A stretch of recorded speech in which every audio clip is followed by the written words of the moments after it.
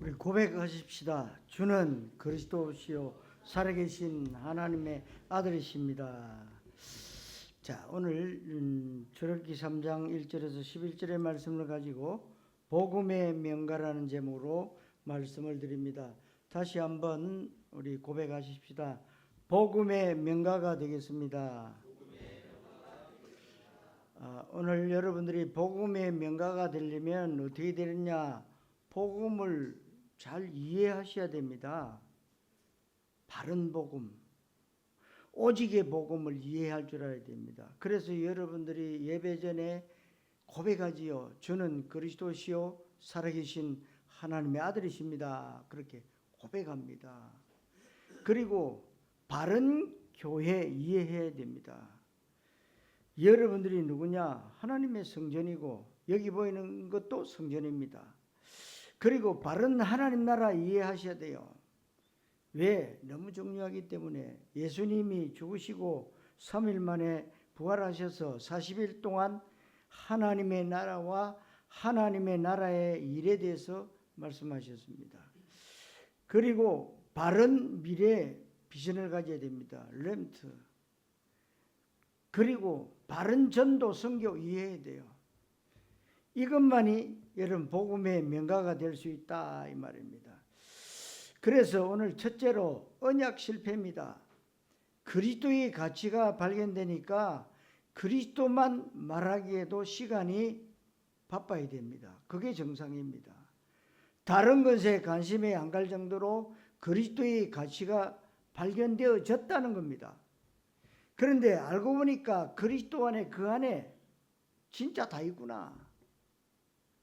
여러분 오늘 말씀을 여러분 잘 알아들으셔야 됩니다. 예수님은 이 땅에 구약에 예언되신 메시아로 오셔서 실제로 예수의 십자가 죽으심과 부활 사건은 그리스도 사건이고 구원 사건입니다. 오늘 구약 성경 말씀하고 뭐인 관계가 있냐?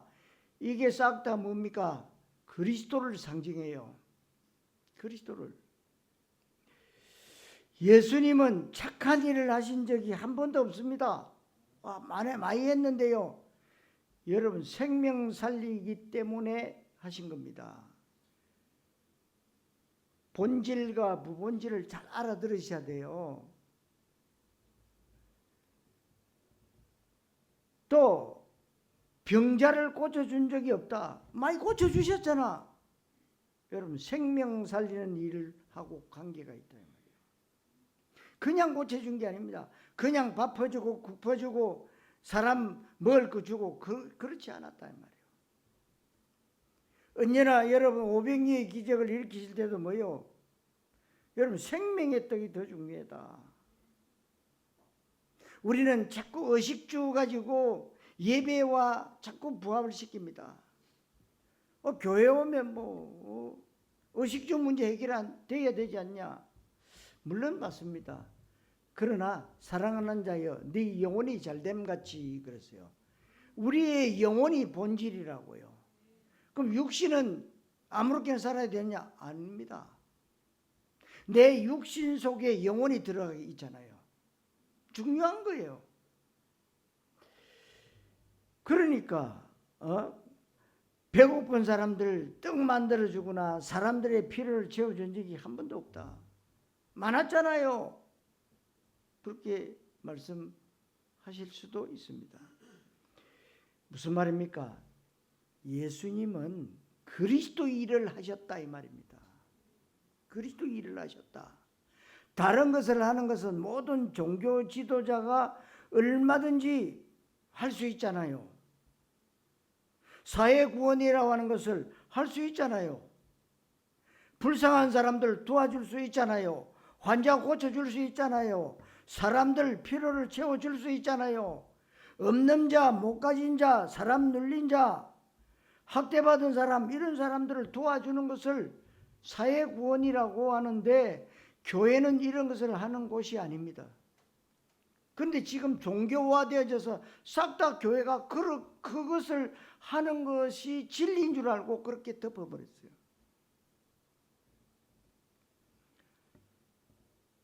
복음 받은 저와 여러분 그런 거 하는 거 아닙니다. 오늘 여러분들이 말씀을 잘 깨닫고 은혜를 받아야 되는데 왜 이 말씀이 중요하냐면 최초의 인간 아담 하와가 하나님께서 행복의 원칙을 주셨잖아요. 아담 하와에게 존재의 가치, 의미를 선악과를 통해서 알게 하셨습니다. 그래서 선악과를 따먹지 말라는 것은 인간의 영혼을 가진 영적 존재이기 때문에 하나님과 사귀면서 살 때 참 행복이 있다. 그래서 물고기 비유를 했죠. 물고기가 물을 떠나면 절대로 안 된다. 5분 이상 못 삽니다. 물속에 있을 때 물고기는 행복한 겁니다. 만약에 물고기가 물을 떠나면 아무리 착하게 열심히 정직하게 바르게 산다고 해도 반드시 죽는 겁니다. 이게 선악과 언약인데 아담과 하와가 뱀을 이용한 마귀에게 다 속아 넘어가도록 인간을 속였다는 겁니다. 그래서 선악과 열매를 따먹게 했잖아요. 그것이 우리가 말하는 원죄요, 근본 문제요, 영적 문제요, 쉽게 풀어서 창세기 3장 문제라고 하는 것인데 그것을 보고 뭐라 그러냐? 언약 실패라고 합니다. 언약 실패에 실패하자마자 하나님은 막바로 복음을 주셨습니다. 그런데 복음을 받기 이전에 아담과 하와가 한 일이 뭐냐면 선악과 언약에 실패하고 나니까 자신들이 죄인인 것이 드러났습니다. 수치가 드러났다 이 말입니다. 벌거벗었으니까 이 수치는 죄를 상징합니다. 인간의 죄악의 수치가 뭐냐? 죄입니다. 이 죄 문제를 해결하려고 수치를 가리려고 무화과 잎사귀를 엮어서 치마를 했다고 창세기 3장 7절에 말씀하고 있습니다.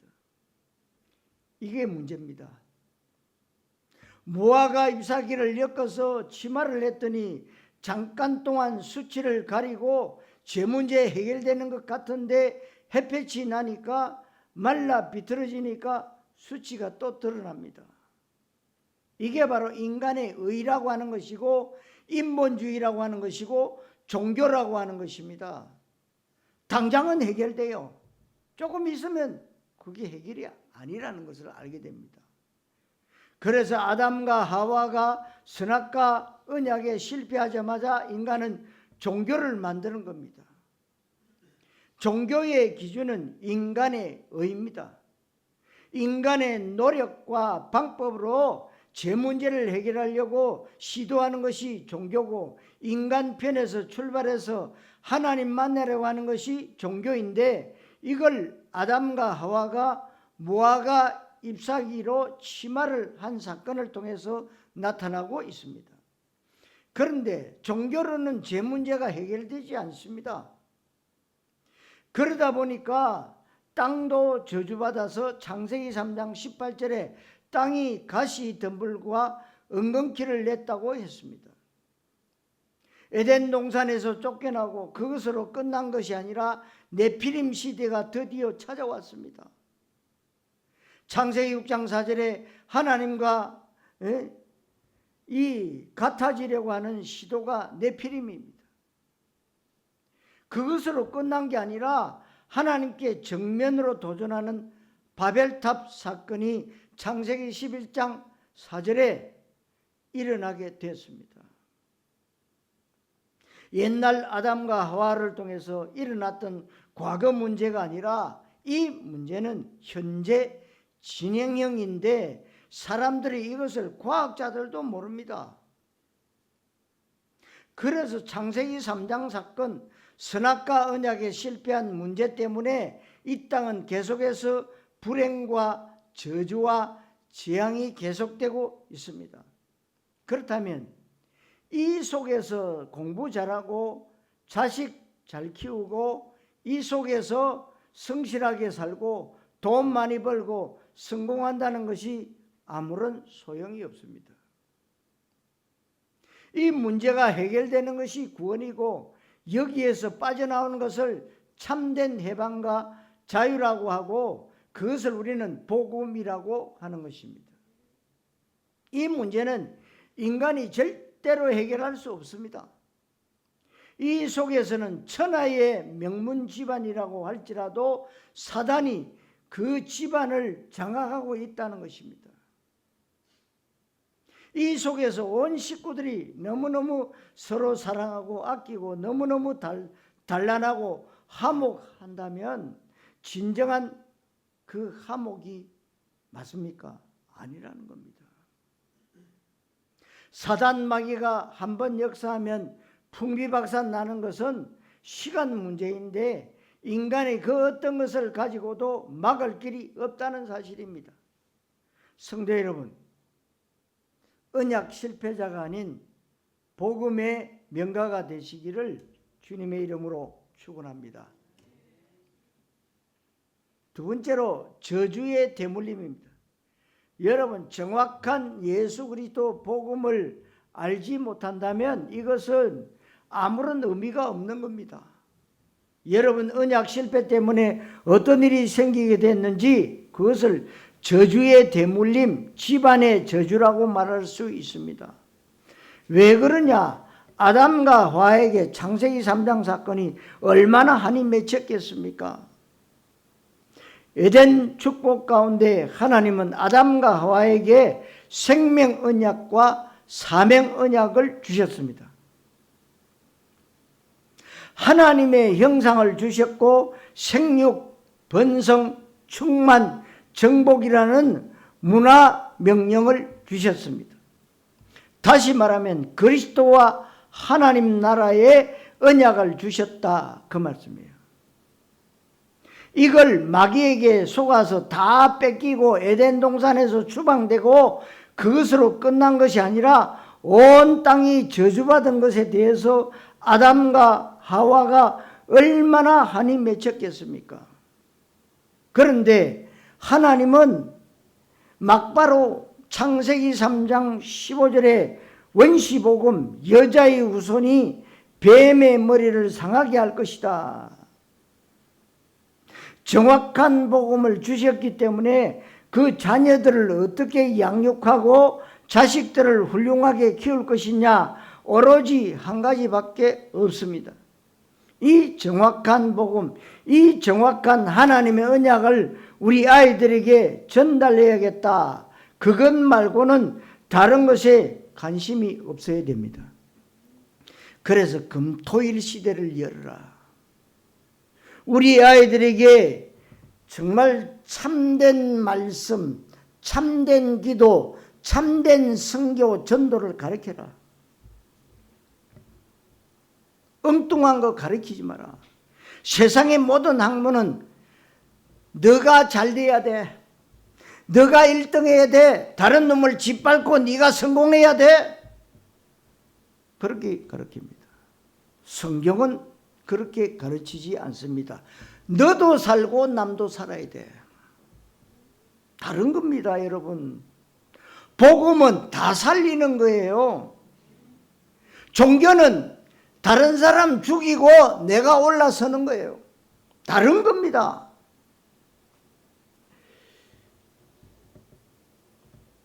이 창세기 3장 15절, 처녀가 잉태하여 아들을 낳을 것이니 그 이름을 임마누엘이라 하리라. 지금 우리가 237 나라 살릴 여정을 가는 지금 임마누엘 운동을 시작했습니다. 복된 교회가 굉장한 하나님의 역사 속에 우리가 들어와 있다는 겁니다. 그렇다면 이 언약 붙잡고 여러분들이 24 하신다면 우리의 모든 권력을 넘어뜨리는 25 하나님의 역사가 일어나는 거예요. 그리고 여러분을 통해서 하나님은 영원이라는 작품을 만들고 계신다는 사실입니다. 내가 잘났든 못났든, 내가 공부 많이 했든 안 했든 상관없습니다. 그것으로서는 하나님의 을을 드러날 수가 없습니다. 이 복음을 모르는 사람들, 영적 사실을 모르는 사람들, 교회 다니면서도 종교 생활하는 사람들은 자식들에게 별의별 것을 다 해줘야 된다고 생각합니다. 남들과 비교할 때 좋은 학원 보내고 좋은 교육 환경을 제공해 줘야 되고 유학도 보내고 아이들에게 최고의 것을 사줘야 된다고 생각하는데 그렇지 않습니다. 여러분, 몇 년 전입니까? 한 10년도 넘었잖아요.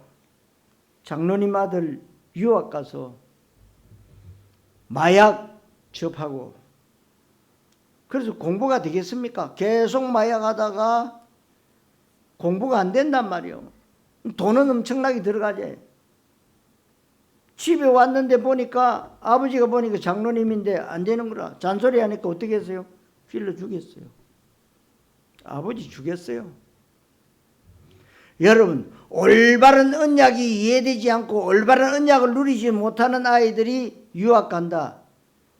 사단 종로로 탈 수밖에 없어요. 사단 밥입니다, 여러분. 여러분들이 언약을 가졌다. 우리 후대들이 렘트가 됐다. 이거 어마어마한 가치입니다, 여러분. 진짜 이거 안다면 진짜 성경 말씀 그대로 제2의 다윗이 나올 수 있습니다.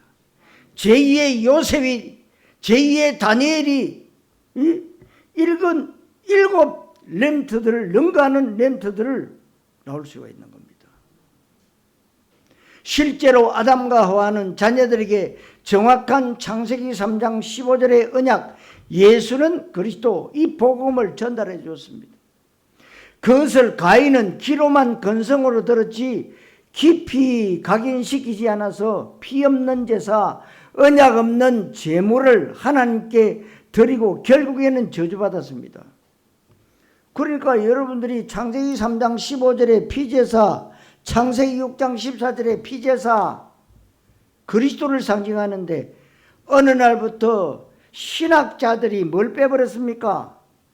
창세기 6장 14절에 피자를 빼버렸어요. 그냥 제사 지내러 갔다. 피제사 드리란 다른 겁니다, 여러분. 이렇게 교묘하게 뭡니까? 한 개씩 빼버려요. 그게 바로 이단입니다, 여러분. 성경이 그래 나와 있다고. 지금 성경, 지금 개역 성경에. 여러분들이요, 제대로 아셔야 됩니다. 피언약이 얼마나 중요한지. 그 보혈의 피로 우리가 씻음 받았잖아요. 그 보혈의 피로 우리가 구원 받았잖아요. 생명하고 관계돼, 피. 그리스도께서 피를 흘리지 아니하시면 우리는 절대로 구원받을 수 없다.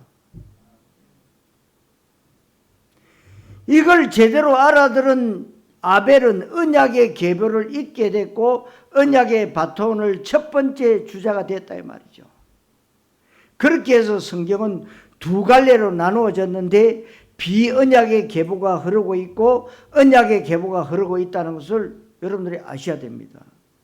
여러분 지금 한국과 세계교회도 마찬가지로 언약의 계보 속에 있는 교회가 있고 비언약의 계보 속에 있는 교회가 있습니다. 가인이 예배를 안 드린 게 아닙니다. 바리새인이 경건생활 안 한 게 아닙니다. 사울왕도 에서도 이스마엘도 하나님 믿는 사람이었지만 이 사람들은 종교적으로 믿었지 언약 붙잡고 믿은 게 아닙니다.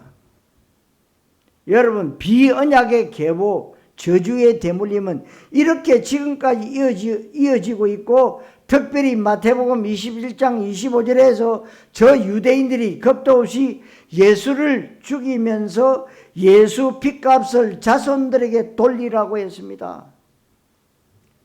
이스라엘은 AD 로마 디토스 장군에 의해서 멸망당하고 1948년도 이스라엘이 독립합니다. 그러니까 거의 2000년 가까이 1870년가량 나라 없이 떨어다닌 것입니다. 말 한마디예요. 2차 대전에 유대인들은 600만 명이 학살당했는데 마태복음 27장 25절과 관계가 있다고 봅니다. 출애굽기 20장 4절 5절에 우상숭배하면 3, 4대 망한다고 했습니다. 렘트들에게 복음을 말해줘야 됩니다. 렘트 비전과 나실인 언약이 전달되지도록 해야 되는데 참 안타깝습니다. 이것을 말할 수 없으니까, 교회도 이것을 말하지 않고 있으니까요. 여러분, 그렇게 해서 가문의 저주가 이 땅에 계속 임하고 있고, 그것으로만 끝난 게 아니라 교회를 다니고 나름대로 신앙생활 열심히 모범적으로 함에도 불구하고 마태복음 16장 13절로 14절에 이 가운데 있는 사람들이 진짜 많이 있다는 사실입니다. 엘리야 같다, 예레미야 같다, 선지자 같다. 오직 그리스도 아니면 안 된다는 겁니다, 여러분. 배고픈 사람들의 문제를 해결해 주는 목사는 예수를 예레미야 만들고, 환경운동에 앞장선 목사는 예수를 엘리야 만드는 겁니다. 민주화운동, 정치 투쟁에 앞장선 목사는 예수를 세례요한 만드는 것입니다. 여러분, 이것은 예수를 종교화시키는 것이고 이것보다 큰 죄가 없다고 봅니다.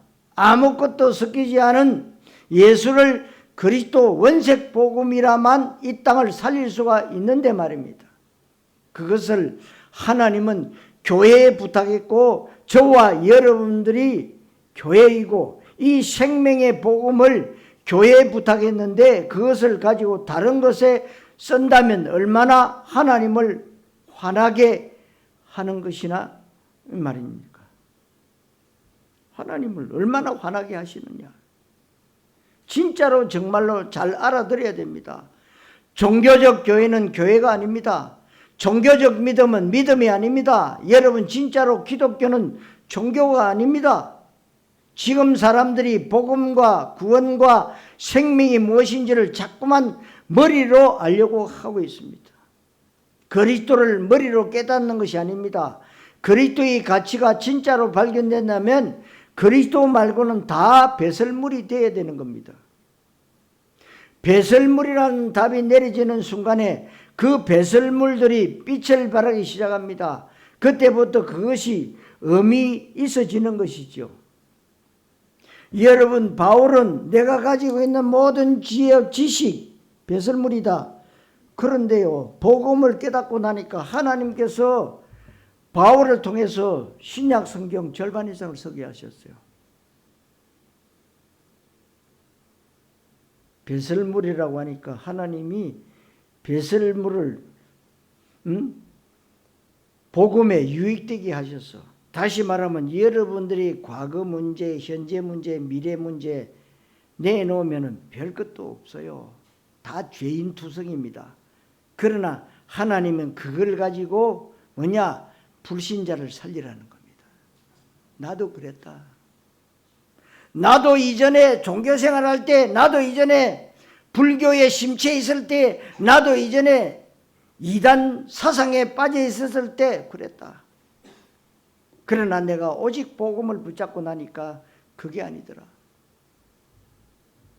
여러분, 교회가 지금 이렇게 종교 유산을 물려주고 교회 다니는 사람들도 이 자식 교육을, 기독교 교육을 시키는데 죄짓지 마라, 바르게 살아라, 교회 잘 섬겨라, 나쁜 친구 사귀지 마라, 경건생활 열심히 해라, 다른 사람들을 위해서 희생하라, 봉사해라, 그러면 하나님이 복 주실 것이다. 이게 바로 종교 교육입니다. 이렇게 종교 유산을 남겨주고 종교를 전달해주면 안 되는데, 종교는 철저하게 율법과 기복과 열심과 신비와 떡을 말합니다. 그렇게 하다 보니까 여러분, 그것은 생명을 살리지 못하고 영적 문제 해결을 못하고 사단을 꺾지 못합니다. 그러니까 신앙생활이 재미없고 응답이 없으니까 교회 다니는 것이 따분해지는 겁니다. 그러니까 교회에 아이들이 줄고 청년들, 젊은 사람들이 줄고 교회가 노쇠화되어지고 전 세계 교회가 실제 인구가 주는 이유가 그래서 그렇습니다. 여러분, 그것으로도 모자라서 교회가 앞장서서 모든 종교는 다 비슷하다, 종교 통합 운동, 소위 말하는 에큐메니칼 운동을 교회가 앞장서서 하고 있습니다. 우리가 하나님 섬기는 건 똑같다. 그래서 모든 종교는 다 모여라. 그래서 한동에는 북치고 막 귀신 쏴라쏴라 하고 그러고, 한종에는 찬송가 부르고 막 방언기도 해가면서 막. 그게 어떻게 통합입니까? 오합지졸이지.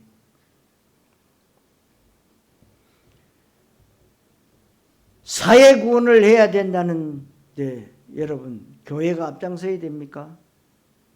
불신자들도 다 하고 있는 거. 예수님이 사회 구원하시기 위해서 오셨습니까? 아니잖아요. 복음은 영혼 구원이지 사회 구원 아닙니다. 사회 구원은 귀신 섬기는 종교단체들이 다 할 수 있는 것을 교회가 또 한다면 예수 믿을 필요 없잖아요. 예수님이 이 땅에 오실 필요도 없지 않습니까? 예수님은 그리스도이시고 기독교는 복음이지 종교가 아니라는 사실입니다. 성도 여러분, 저주의 대물림에서 벗어나시기를 그리스도이신 예수님 이름으로 축원합니다. 세 번째로 언약의 계보입니다.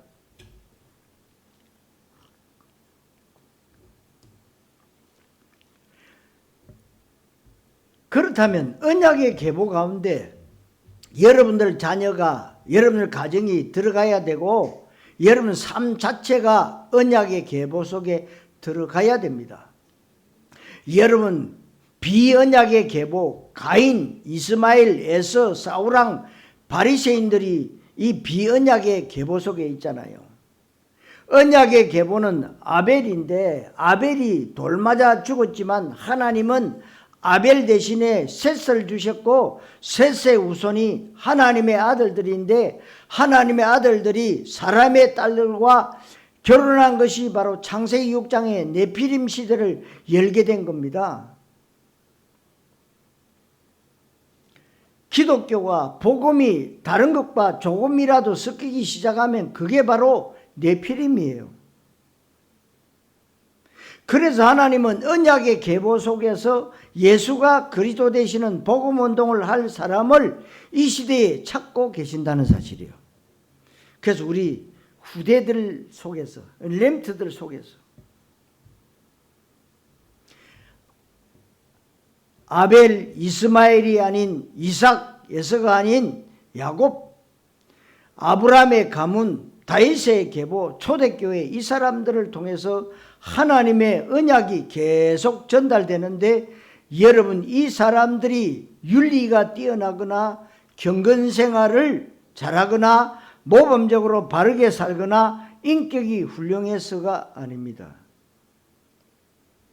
여러분 인격적으로 따진다면 믿음의 조상 아브라함은 탈락입니다. 마누라도 팔아먹었는데요. 탈락이에요. 언약의 계보가 아브라함, 이삭도 마누라 팔아먹었는데요. 탈락입니다. 이 세상에는요, 경건한 자는 한 사람도 없어요. 다 죄인입니다. 다 죄인. 그러나 하나님은 그 믿음 중심을 보시는 거예요. 우리가 실수할 수 있다. 그러나 빨리 돌아와야 된다. 사단을 기쁘게 하지 말고 하나님을 기쁘게 해라. 빨리 돌아와야 돼요. 그래서 오늘 본문에 하나님께서 부살렛을 지명하여 불렀다고 2절에서 얘기하고 있는데 하나님이 저와 여러분들을 세계복음화라고 하라고 지명하신 것이 여러분 맞다고 여러분 인정하셔야 돼요. 아멘. 지금 내가 세계복음하고 있는 것을 보니까 하나님이 지명하신 것이 맞고 우리 교회를 세계복음하는 모델 교회로 지명한 것이 맞다고 인정하셔야 됩니다. 왜 그러냐? 우리 교회는 오직 복음과 전도밖에 없어야 됩니다. 우리 교회의 행정과 재정과 시스템과 교회 건물 모든 것은 오로지 전도 선교하기 위한 것이고, 전도 캠프하고 문화를 바꾸고 후대의 렘트를 살리고 이 지역의 영적인 흐름을 바꾸고 237 나라를 살리고 성경적 전도를 통해서 세계복음화하는 것 말고는 우리는 전혀 관심이 없어야 됩니다. 그런 것을 보니까 하나님이 언약의 계보 가운데 여러분들과 저를 부르신 것이 맞다고 여러분 인정하셔야 돼요. 여기에 대해서 확신과 자부심이 있어야 됩니다. 그래서 하나님은 마태복음 16장 16절에 예수를 그리스도로 고백하기를 원하셨지 다른 것을 요구하지 않으셨습니다. 세상 사람들은 다 뭐라고 얘기하냐? 예레미야 같다, 엘리야 같다, 세례요한 같다, 선지자 같다 하는데 너희는 나를 누구라 하느냐? 주는 그리스도시요 살아계신 하나님의 아들이십니다.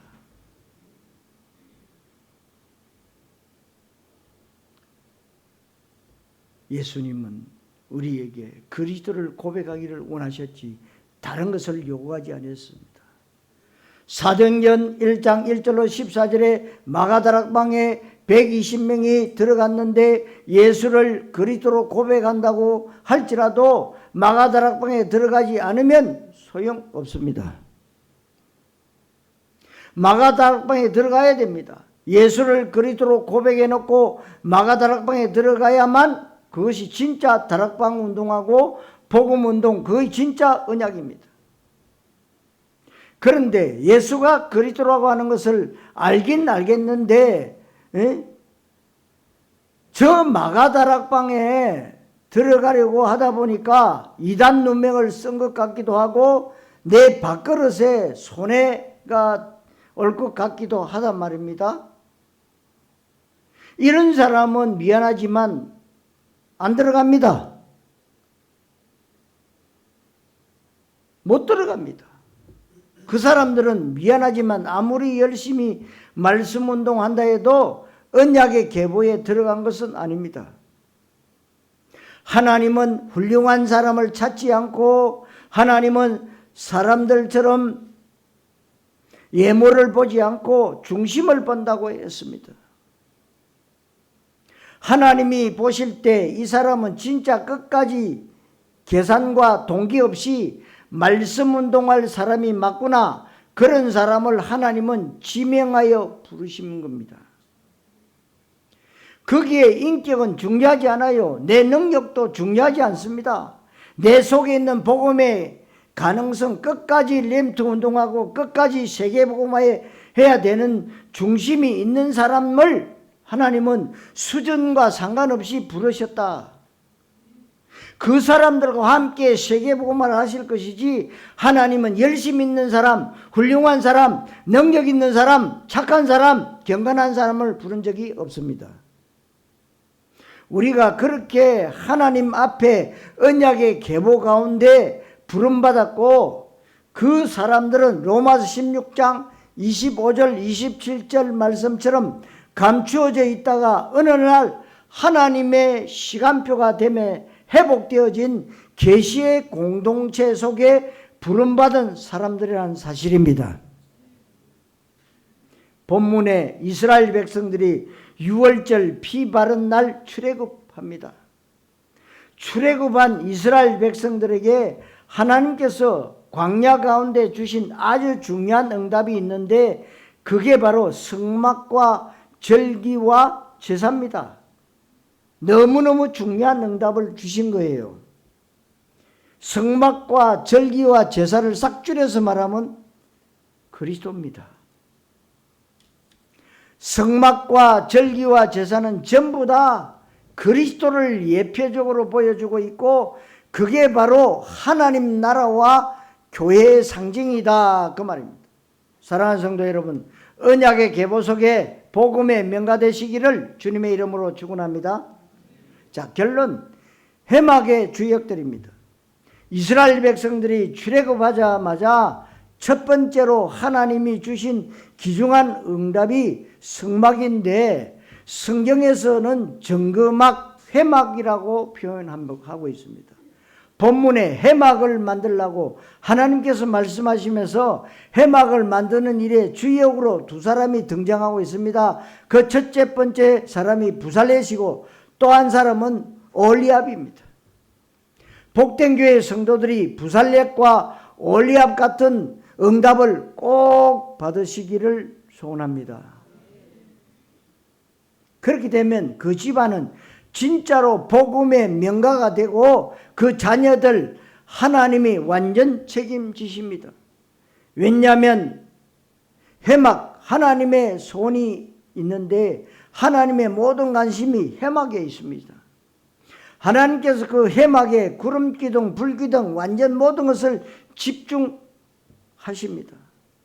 해막 중심으로 이스라엘 백성들은 이 공동체 생활을 하면서 가나안 땅을 향해서 가는 겁니다. 이 해막을 만드는 일에 쓰임받는다는 것은 교회 응답의 주역이 됩니다. 하나님 나라의 응답의 주역이 됩니다. 세계복음화 응답의 주역이 되는 것을 말합니다. 이렇게 부살렛이 하나님 앞에 쓰임받게 되는데 2절에 부살렛은 유다 지파라고 했습니다. 유다 지파에서 주가 영원히 떠나지 아니하고 거기에서 메시아가 오실 것이라고 실제 유다 지파가 가운데 다윗이 오고 다윗 계보에서 메시아 예수님이 오셨습니다. 옛날 성경에는 유다 지파의 홀이 떠나지 아니하고 메시아 계보입니다. 저와 여러분들이 혈통적으로는 한국 사람이지만 우리는 영적으로는 메시아 계보 유다 지파에 속해 있다는 사실을 인정하셔야 됩니다. 이것은 교만도 어떤 자랑도 아닙니다. 실제로 그리스도 세계복음화에 방향 맞춘 사람들이다 그 말이에요. 이 부살렛은 홀이라고 하는 사람의 손자라고 2절에 설명하고 있습니다.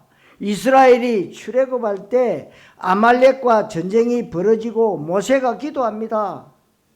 그 당시 모세가 기도할 때는 손을 들고 기도했는데 피곤하니까 손이 내려올 때 모세의 양쪽 발을 지탱하고 잡고 있었던 사람이 바로 아론과 홀이라는 것을 아시죠? 그 홀인데 얼마나 귀중합니까? 여러분들 초등학교, 국민학교, 어르신들은 국민학교, 요즘 다니는 초등학교 다닐 때 벌 한 번씩 써봤죠. 꿀 앉아가지고 손들어라. 처음에는 팍! 처음에 있으면 또 한 대 때리면 또 쭉 올라갑니다.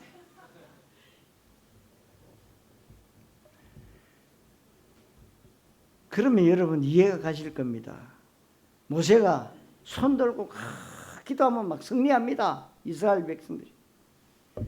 근데 너무 팔이 아프니까 또 내려간단 말이에요. 그럼 또 이스라엘 군인들이 또 집니다. 그러니까 양쪽에서 아론과 홀이요 손을 바짝 붙여 올립니다. 그럼 자기 팔도 아프거든. 무슨 말입니까? 하나님은 승리자이시다. 우리도 승리자다. 뭐요? 붙잡기만 하고 있으면 되는 거예요.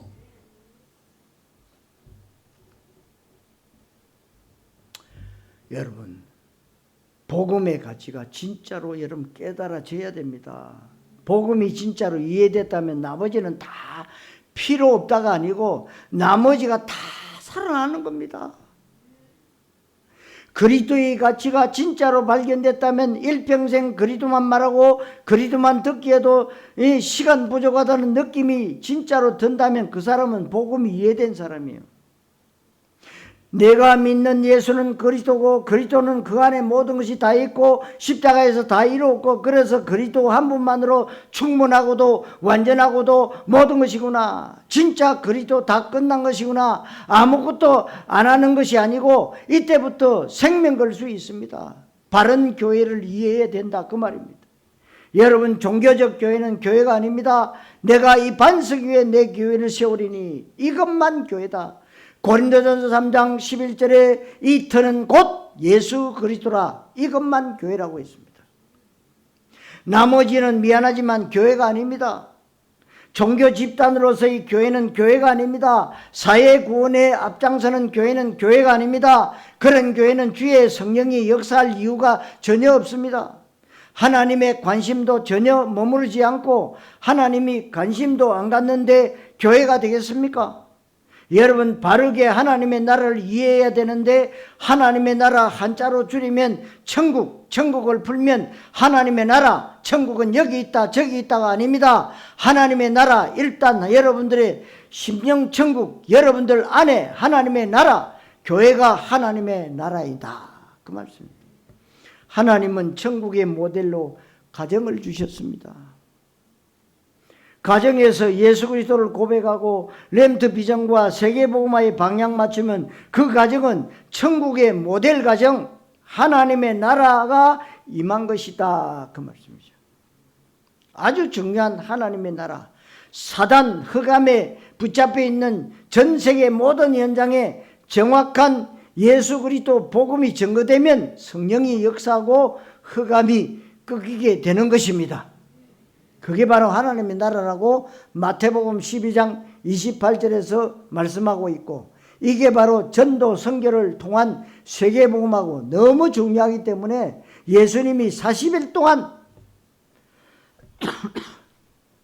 감람산에서 하나님 나라에 관한 것을 말씀하신 것입니다.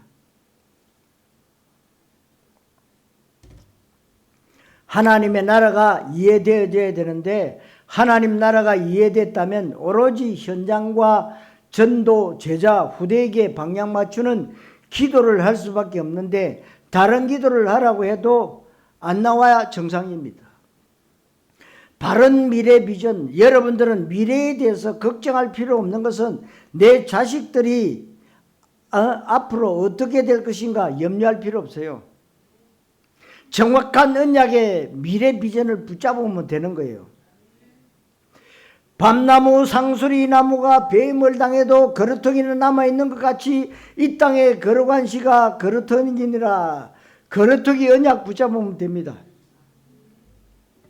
렘트 비전과 나실인 언약을 우리 자녀들에게 전달해 주면 됩니다. 미래 비전을 딱 붙잡으면 내가 이루는 것이 아니고 하나님이 이루시는 것입니다. 종교는 내가 만들어 놓은 내 꿈을 내가 이루는 것이 종교인데 인간의 의를 말합니다. 그런데 하나님의 언약은 하나님이 주셨고 하나님이 이루시는 것이 렘트 비전입니다. 그럼 끝난 것입니다. 여러분들이 바른 전도, 바른 선교를 이해하고 237 5천 종족의 방향 맞출 때 하나님은 모든 것을 책임지시는데 주일에 여러분들이 이 언약을 잘 붙잡게 되시기를 바랍니다. 이미 이 자리에 계신 여러분들은 복음의 명가를 이루고 계신 줄 확신하시기를 바랍니다.